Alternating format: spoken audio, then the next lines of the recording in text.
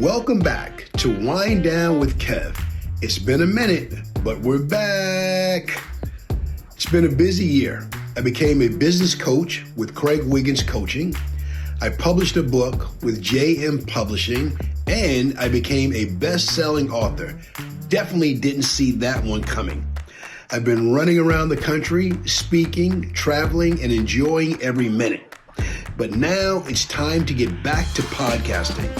This is my favorite format for sharing amazing conversations with incredible people.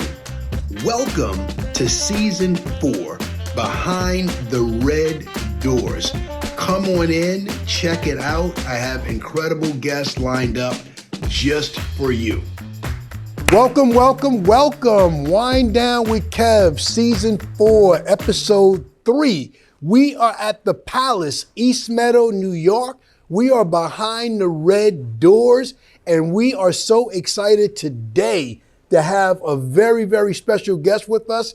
This is my friend, this is my client, this is my brother, Captain Tony Quiñones. One time, Captain Tony, what's going on, my brother? Hey, brother, man. I appreciate the offer for being here, man. I'm very excited.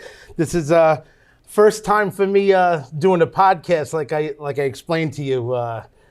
Opening up my business last week, so I'm ready to go, rock and roll here. Don't worry about it. Like I said, a podcast is a recorded conversation. So before we get too deep in the conversation and we just talk as friends as we are, tell the people about you, about who you are, what you do. But first start with your beautiful family. All right.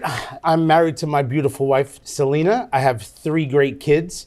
My oldest is Kimberly, and then I have Tony, and then Anastasia. We live in Deer Park. We're from Long Island, New York. Living life, loving the Lord, serving Jesus, and serving people. That's a beautiful thing. And to your lovely wife, my apologies for not letting you know that I would have loved to have had you here in the studio audience today, but we will get you here next time because she's not only your partner in marriage, she's your partner in business as well. Amen. Yes, sir. Beautiful. Well, let's take it right from the top. I want to talk about that, but I don't want to go there yet. Okay. I want people to know how awesome you are. I always big up first responders. Yes, sir. So, Captain, talk to us about your role as a first responder for the FDNY. Talk about your journey through the FDNY, when you joined, what inspired you to join, and what your job is today. Okay. All right. So I belong to the FDNY for 20 years now. I started my career back, obviously 20 years ago, as a volunteer in the North Amityville Fire Company. That's how I started. That's how I became an EMT. Then I decided to start wanting to get paid for what I do instead of just volunteering. So then I became part of the FDNY as an EMT, went through the ranks and got my schooling for to become a paramedic. And then from there I became a lieutenant. And I was a lieutenant for about 12 years. And now I just became a captain for about 1 year. So my station is in downtown Brooklyn, EMS Station 31 in FDNY, City of Angels. Outstanding, City of Angels. Shout out to EMS 31. Amen. Brooklyn in the house. That's a beautiful thing. You mentioned your start in North Amityville 20 years ago. You and I have a friend in common that we haven't talked about. Okay. John DePass. Ah, my man. Yes, I know him for a long time. Yeah. God rest his soul. God rest his soul. A beautiful brother that also loved to serve the community Yes, and did. give back. And it's wonderful when someone can start something as a volunteer, just serving, not looking to get a dime, but you're able to get paid later, and you turn that into an incredible career. So before we dive into real estate, what would you say to a young person right now that maybe has aspirations to be an EMT, FDNY? How does someone get started down that path? Well, now everything is civil service. So now you'd have to get your name on a civil service list. Everything is internet-based now. So, you would have to look it up through fdny.gov, and you can, through those chains, sign up for a civil service list, and then, come through the ranks that way. Now, I'm not a young man, but many years ago, everybody in my family worked in civil service. I used to get the paper called The Chief with all the listings. That's still there. It's still there? It's still there. Beautiful. That's old school, though. But listen to him. Go online and do it that way. Don't go to 7-Eleven looking for the chief. Go online, do it that way. Find the right way to get on that list because it's a great job, because it's a job that gives you a chance to serve people at the most difficult time. At the most difficult time. Absolutely. So thank you for all that you do on behalf of everyone. Thank you. Whenever I see any first responders, whether it's a police officer, fire department, EMT like yourself, I always say thank you for your service. We never know when we're going to need you, but thank you for when something happens and everybody runs the other way. Thank you for running toward the action. Thank you for running toward the action. So you mentioned that you just started your own company. Talk to us about Candor Realty, which is a powerful name. Yeah. So talk to about starting your own company. So I've been selling real estate for about 10 years. After that, it's just recently I said I wanted to go out on my own. As you know, I'm a captain, so I wanted to be my own boss. I was tired of working for somebody else. And a funny thing, Kevin and I just made a joke about corporate this. I said, well, I am now corporate. Yes. So I don't have to check with anybody that unless it falls within New York State guidelines. But other than that, I don't have to check with anybody to make any decisions. Except for maybe my wife. That's it. But, that's it. Hey, I tell you like this, my kids, my grandkids will tell you, I'm responsible for the office in Middle Village, but when I get home to my house, I just work there. That's right. My pay grade stops at about right here. I have a limited number of decisions that I can make. Yes. One of the things I enjoy that we talked about and you posted about is your why you got into real estate. You talked about a difficult experience you had in selling your mother's house. Yes. So 10 years ago, my mother passed away. So with that comes, anybody that knows when somebody passes away, you have a multitude of things to deal with. And I know Kev could attest to that because it comes down to life insurance and legalities and who's responsible for what and that type of thing. So all in all, we had to sell the house. The house that I was living in was the house that I grew up in my entire life. If anybody knows what it's like to deal with that type of trauma, it's horrific. So at the time, I was dealing with an agent that I didn't have the best experience with. I'll just leave it at that. After that, that's when I decided, I said, you know what? I didn't want anybody else to go through the same experience that I went through. So I went and took the class, got my license. The house wound up selling, but I didn't want to. I wanted to make a difference for other people and difference in my community. If you couldn't tell already, I'm a man of service, right? Service to the people as much as I can. That's a beautiful thing. Your experience was so bad. Some people in business, would you say that they look at buying or selling a house as just a transaction and not really a service to help a family through a difficult time? I would say you have a couple of different characteristics of people. So you have the buyer, then you have the seller, and then you have the investor. Okay. So you have different mentalities for the three different types of people. So a buyer, it's all about them and where they want to live and where they're going to bring up their family, what's the school district like, stuff like that. The seller, they really, there could be two characteristics. One, some sellers just want the best price for their home. Okay. And other sellers want, they care about who moves into their house. Okay. And then the investor, they are just about the analytics of the dollar. Absolutely. Can this flip be profitable? That's it. The ROI, right? That's it. Return on investment. Nothing wrong with that at all. You said something that I wanted to dig in a little bit deeper. You talked about the seller being concerned with who moves into the house. So that's important. The buyer, what they're trying to get. The question I wanted to go to, talk about the heartstrings that's tied.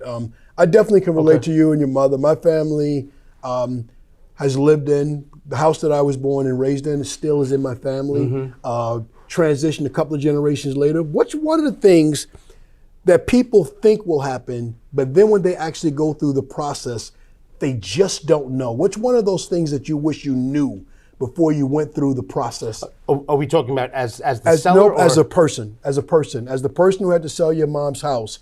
What was one of those things that you just said, oh my God? Okay, so depending on the saleability of the house, meaning is it a distressed home, is it a turnkey home, will depend on the type of buyer coming into your house.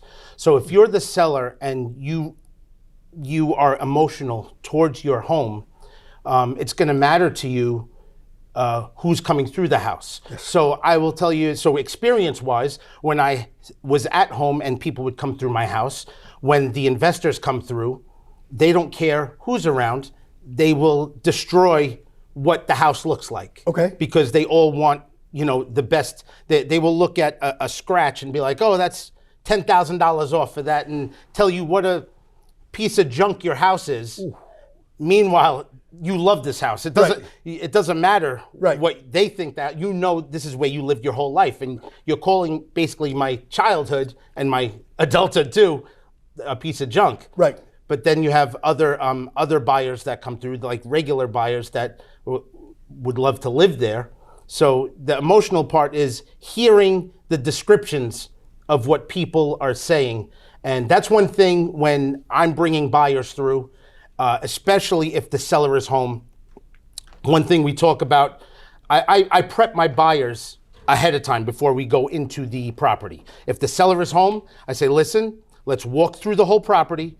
We don't say anything. For two reasons. One, out of respect. Thank you. I couldn't think of the word. Respect. Out of respect for the seller, because this is their home.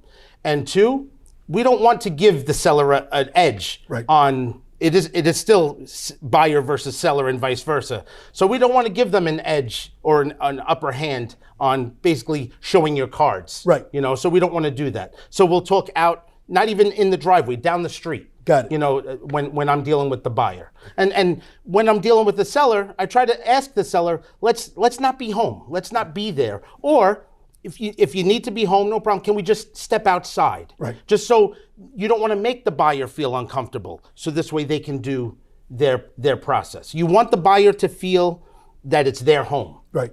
And that's where it is, yeah. If you're listening to the passion, you can see why he's someone that you want to work with, because you don't want anybody to take away from something you love, to point out the paint chips and correct. The little chip on the floor, this thing and that thing, because behind every dent and imperfection is an incredible story. Yes. And that they don't know. So immediately the emotions come up. Absolutely. And emotions are bad in business. I definitely try to leave them separate. So just one of the many reasons that people definitely want to work with you. So I'm going to switch from real estate real quick. Sure. And I'm going to give people another question, something about you that people may or may not know. You have had some phenomenal experiences that tap into your gifts outside of real estate, outside of FDNY. Okay. You sing. Whoa. Let me correct it. You sang. You sang like really serious. You've sung the national anthem. Yes, sir. In front of some pretty powerful people. Yes, sir. Tell me your favorite experience, your best experience singing the national anthem. Okay. All right. So I will tell you, for the general public, it might not be as glitz and glamorous as most people would think, but to me, I've always called it my Super Bowl. So the best place that I've sang the national anthem is in my home church, to be honest with you. Okay, let's go. So, I mean, I've sang at larger venues, but emotionally, spiritually, my home church, which is Upper Room Christian World Center, I called it my Super Bowl. So when the pastor came to me and said, hey, we're doing a 4th of July service, would you mind getting in your dress uniform and singing the Star Spangled Banner for us? I thought I hit the jackpot, because, singing for people you don't know, that's okay, that's cool, that's great. But singing at home, that's a whole nother world. It's a whole nother thing. So I love and respect that, your passion, but give me a venue outside of the church. Shout out to Upper Room family, many connections there. But give me a venue. Give the people a venue outside of the church. I think I've seen you in some sports venues. I think I've seen you. So the biggest sports venue I've done, I think it's a MCU Stadium. Is that what it's called, in Coney Island? Yes. I've done Coney Island, I've sang opening Star Spangled Banner for them for the MCU Stadium. I've done that. I've sang up in Albany for the New York State EMS Memorial in front of all politicians and the governor and stuff like that. And I also sing for the FDNY, for the New York City Fire Department. So a lot of different venues. That's what I noticed. So people, let me take a time out right here. Follow this man's page. You have both the business page and the personal page, but the video of you singing is on your personal page, which is what? My personal page? Yep. For it would be _ Antonio _ Quiñones. That's QUINONES _ That's beautiful. Thank you for saying that. So you're listening to him speak. Now, I know nothing about sounds and music, but you have a very even voice, probably alto or something like that. But when this brother sings, it is the deepest baritone, yes, powerful, make you want to stand up and salute the flag twice voice that you have ever heard. Take my word for it. If you watch it, give me a comment. Hit me up on my DM. I appreciate that, brother. All right. Thank you. So yes. I just want the people to know a couple of things about you outside of business. Sure. So you posted something else outside of business past couple of years. Your weight loss journey. Oh, I knew we were going to go there. And specifically, I'm ready for it. You talked about 75 hard. Okay. So let's talk about that, because I'm scared of it. No. So I would tell you, you should be, because it ain't easy. You should be, because my wife and I'll tell you, she's a trooper, man. So that came during COVID, believe it or not. So I completed 75 hard through COVID. So my wife and I did that. I think that was more towards the end of, it was like 2020 into 2021, and we definitely completed that. There's more steps. People don't realize that that's like step one of the program. It's called the Live Hard program. So for me and for others that are equally as scared as me, what is 75 hard?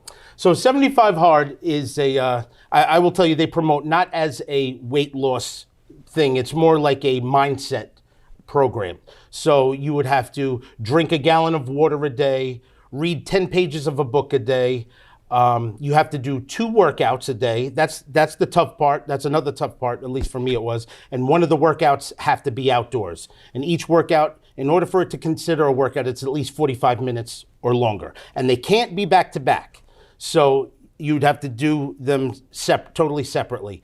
And pages, I think I might be missing 1 or 2 steps, but I think that's enough. I'm tired. That's most of it. I'm tired. Yeah. So that was the big. Oh, and you have to. Oh, that's the other thing. There was 2 more things. You have to be on some type of diet. They don't tell you what diet, but you have to be on some type of diet and no alcohol for the whole time you're on it. Which for me, that's not a problem. That was no issue. That's a beautiful thing. The hardest thing for me is the first part. A gallon of water is a lot. I only drink water, coffee, little iced tea, and occasionally wine. But drinking a gallon of water is a task. That's a lot of water. It is. I will tell you, it's a task, I think, not to put your thing aside, but I think it's more of a task for people that are on the road constantly, which I don't know if you are, but for the office worker, you have a bathroom right there. Got it. But for the people like myself that are actually on the road, that's where the task is. But I tell you, the easy part to overcome, the hard part, however you want to say it, but which was, I set an alarm to drink water. Ooh. So, you just set your time, and because it was the same thing for eating for me, was sometimes, we get busy, we're big, so we got a lot of stuff going on, and you could forget to eat, you could forget to drink. Yes. You got to set an alarm. As a reminder. As a reminder. Oh, hey, it's time to eat. Hey, it's time to drink. Hey, I would set 10 alarms for the day for me, just to eat and drink. So what was the bottom line of the journey? What was the... Well, at that time, I had lost, close to, I think, 40 pounds. I lost on that. And then, thank you. And then, unfortunately, I gained some of it back. But now I'm on that road again. But not 75 hard, but I'm on the road again. I've had... Weight was a huge thing for me my whole life. Okay. So now I'm back on the down again, thank God. And, You look great. Yeah, appreciate it. Thanks, man. And yeah, next time we do the next podcast, I'm going to be even less than I am now. So, I think I got the hang of it this time. We'll see how it goes. You, I saw you a couple of weeks ago. You and Tony Jr. Yes, sir. You were just dressed in your Yes. blues. That's Yes. the proper way to call it. You were dressed to the T. In my dress uniform. In your Yes. dress uniform. And I Yes. caught a picture with you, but I didn't like it. After you walked away, I caught you right in front of Searche Barbershop, Wine Village. Yes. And I like to have a silly selfie of us like this. I'm like, kind of, he's walking away, you got the uniform on, you got your son, you had the back of it. It's not the jacket you have over there. It's not the... No, I had I think I had. Oh no, I had a regular jacket on that day. Yeah. I didn't What's have on the this back of that jacket? It's there's something about your service, but it was incredible. Yeah, I don't remember which I one knew I I had. blew it, but I knew I wanted to have you back on here. Let me ask you another question. Sure. You've taken a couple of journeys up the lane, up the ladder from volunteer to captain. Not easy. In that journey, did you have a mentor? For the fire service thing? Yes. For the EMS service? Did I have a mentor? I'm trying to think. I would have to say, I never was asked that before, but I would say not for the fire service. I would have to say, I think the mentor, and it's crazy, but I would have to say would be my mother. Beautiful. Let's my talk mother. about it. How did your mother mentor you to do all the things you're doing today? Even though she's gone, as a person that's also lost his mother, I hear both my parents' voice now, and I try to be a better kid than I was when they were alive. So how did your mother mentor you to become the man that you are today? Well, my mother was, she was a public service person also. She was very involved with the school. My mother was a school board member for Copeg Schools. My mom was that mom that was always involved in school, always involved in our life. My mom was that mom that, like, everybody knew who your mom was, so you couldn't get away with nothing, And back in the day when we were growing up, you know, you knew, like everybody knew everybody, right? Yes. So, you got a whooping from the neighbor, Yes. and you got a whooping when you got home. Yes. You know what I mean? So that's just how it went.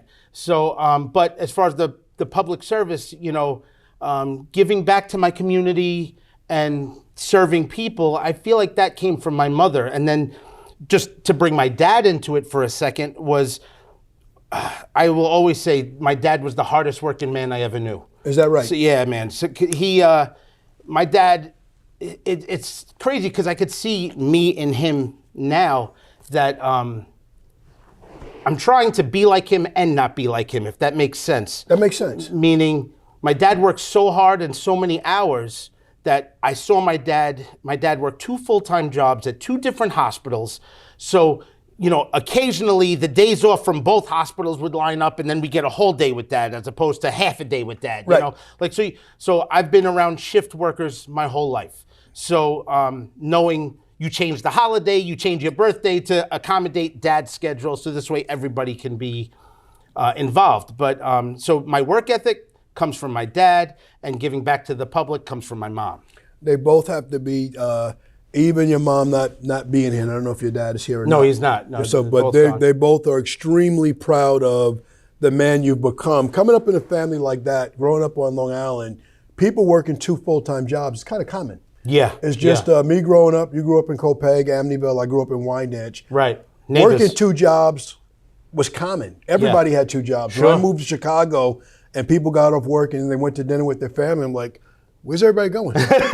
Nobody has Right. another job. It was strange to me that people got off work and began to spend time with their family. It was a game. It was something different for me. It was Right. very, very different. So for you to see that and for you to balance both and not only have your time in business and real estate, but also I see you with your little ones all the time. That's really, really important. I'm working very hard at trying to keep that family dynamic together. It's not easy, but when I'm off, that was another reason for trying to be an entrepreneur, because when I sell houses or anytime I'm doing my business, I'm able to bring my kids. Yes. I'm able to, like I say, it's funny, but I say it's nice to be the boss. Yes. Right? Yes. So, I can bring my kids for stuff. I mean, I'm not bringing my kids on an ambulance I can't do that over there. Right. But here I can make them a part, and the whole basis, besides the family dynamic, is leaving a legacy for my children. So hopefully doing this and bringing my 3 kids up in seeing what dad is doing for us now and what I can possibly leave to them when I'm not here anymore. That's why I do what I do. Let's talk about legacy Go ahead. and financial literacy as it relates to real estate. Sure. And how important it is in the communities that we come from. Black communities, Hispanic communities, Sure. underserved communities where maybe this is not a dinner table conversation about the importance of working towards home ownership. Absolutely. So it's great that you brought that up, because I say it's not a usual conversation for us in our households, which it should be. Yes. Right. So we're trying to overcome that stigma with guys like us, with the knowledge, trying to make that a dinner table conversation. So it's left to us to now guide our families, our children, and bringing the rest of the extended families in for that conversation. So I apologize. That's okay. We're just talking about that. Just the literacy of making it normal, and then the importance of legacy. So the importance of legacy. So having to deal with, like I said, with the trauma of death from my parents, and knowing what I had to deal with through that, and then just stopping the, I don't know, I would say the generational gap Yes. of ignorance. Yes. I would say, because nobody, until it happens, you don't really know what to expect. So until somebody dies, you don't realize how important it is to have a will. Yes. Until something tragic happens, you don't really know what you need until it happens. And unless somebody taught you. And it's interesting that you say that. So you're my client, I sell all types of insurance. Sure. One thing I say to people is that you may never have a car accident. You may never have a house fire. Yep. But death is a certainty. Yes, sir. It's a certainty. So one of the things of this season of the podcast, I'm talking to all my guests about financial literacy. Yes. And having hard conversations behind these red doors and talking about things that aren't normal so we can begin the process of being properly set up for the transition. That's from the insurance to the deed, to the will, to the trust, to all the things. But your heart is so obvious. Your passion, your sincerity is so obvious why people should get to know you and should want to work with you. Talk to me about your passion projects. You mentioned some things that you're working on outside of real estate, outside of FDNY. You mentioned your involvement with Homes for Heroes. Let's talk about that. Oh, okay, yeah. So it's not so outside of real estate. That's inclusive of Yes, real estate. absolutely. But I will say that, so I belong to an organization called Homes for Heroes. So what that is helping heroes, which could be anything from EMS, and all kinds of first responders. So EMS, firefighters, teachers, military, healthcare workers, those peoples, listen to me, those people, showing them that they can get money back. Homes for Heroes gives you money for actually working with a real estate agent like myself and a mortgage broker that is with that program. So you get money back, some money back with that program. So that's a program I'm with and that I'm very passionate about. That also helps me deal with first responders, which, as we've been talking, that I am one, and I know how to deal with that community of people, and shift workers in general, which is what I'm very good at. So let me understand. So if someone fits within that definition of first responders, you not only included police officers, firefighters, first responders such as yourself, you also said teachers, healthcare workers. Basically, everyone that took care of us and got us safely through COVID. Yes. Basically, everyone that gave us that license. Yes. So if I'm one of those people and I'm interested in participating, yes. How can people learn more about Home for Heroes? Are there grants that are available to them that maybe offset the cost of the amount of a down payment? Well, it doesn't offset the cost of the down payment. What it would do is it would give you money back at the sale of the home. So when it benefits either a seller or a buyer. So at the sale of your house, you get a percentage of money back from the sale price. Excellent. Same thing for the buyer, and that's how that works. So Every dollar matters. Yes, sir. When you buy or you sell a house, every single dollar matters. So anyone listening to it, basically you described my whole customer base. Yeah, If anyone yeah. says who's your target market, who's your customer, it's that very blue collar, very city worker, Yeah. very service oriented. So you're speaking to a broad audience. So anyone that has any questions about it, doesn't know about the Home for Heroes program, Tony is your man. Absolutely talk to him about it. could I bring up Please. one other thing for you? Please. So if you asked me, you just talked about ideal client, right? Yes. So that's why I was bringing Sure, this up. please. So ideal client for me, obviously, I'm a first responder. Obviously, was one of my first, you would call client avatar, right? Client Yes. people. The other is anybody dealing with a distressed home. So people don't understand what a distressed home is. Distressed home could be either the home itself is dilapidated and you need trying to figure out what to do with it, or right now what's going on is anybody that's seen what's going on with the foreclosure market. Unfortunately, due to COVID, now the moratorium has been lifted. Right. So now, coming within the next year or two, people are going to be dealing with foreclosures and possibly having to leave their home. Or so what I'm helping people with is knowing their options. Okay. So a big thing people don't realize or don't know what their options are, and it's various. So it could come to either selling your home, or it could come to keeping your home, or and renting it, or there's multiple different options to do. And just my biggest thing is, again, as you see, a service to people. So I care about people. Yes. So I care that That's I don't want obvious. people. Yeah, right. So I don't want people to feel like that the sheriff is coming to their house today, and when they get home tonight, their stuff is going to be on the front lawn. Relax. Most people still have time. Call me, let me know what your situation is. But unless you get certain things on your door, you still have a little bit of time. And I just don't want people to have that anxiety of, what am I going to do with my family?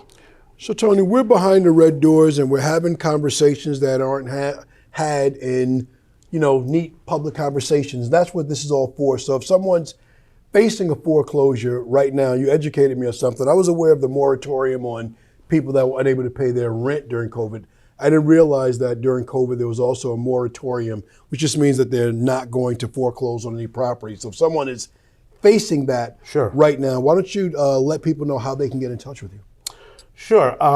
You could go right to my website, which is CandorRealtyNY.com, or I'll just put it out there. My cell phone number. Put it out there. Is 516-250-9004, and I think that's my two biggest ways of communication is through those two means. Talk to him. Also follow him everywhere. So let's come back to where we started as we move towards the close. Candor Realty. Candor Realty. Yes. Where does the name come from? What does it mean? Well, my wife and I, like we said, my wife is not only my wife, she's my business partner as well. So we were going back and forth with names, and something that, trying to think of something that meant something to us. So then she came up with the word candor. So I was like, I'll be honest, I had to look it up. I had to look up the word. I said, let me look it up. And I looked, I was like, hun, now my wife is a wordsmith. I'll Okay. tell you, she is good with that stuff, because as you know, she's a singer Yes. as well. So she's Yes. a singer, songwriter, everything as well. So she comes up with words with no problem.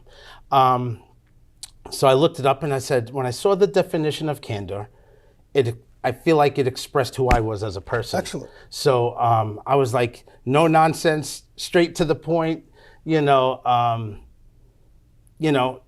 I think that's what we need more of in this More world. honest, trustworthy. Honest, trustworthy, yeah. All of those things definitely fit within the definition of candor. One of the things I hope people pick up that watch this podcast, I think there's 3 steps to doing business with anybody. Sure. First, people have to get to know you. Then they have to both trust and like you. Yes, sir. Then do business. So by all means, I think we achieved a lot of that today. Yes. Definitely for them to see you as a full person, husband, father, first responder, servant in every sense of the word. Last question. Yes. What's anything else that you want people to know about you that I didn't ask?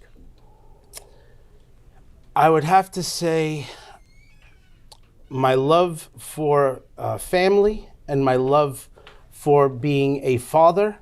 And that is one of the biggest things that I would have to say. Once you get to know me, you'll know my love for men in general, but especially for fathers. Because being my oldest was from a previous marriage, and I will have to say that the court system is not great to single fathers. Okay. So with that being said, it was my mission to try and correct the narrative of how men are perceived and how fathers are perceived.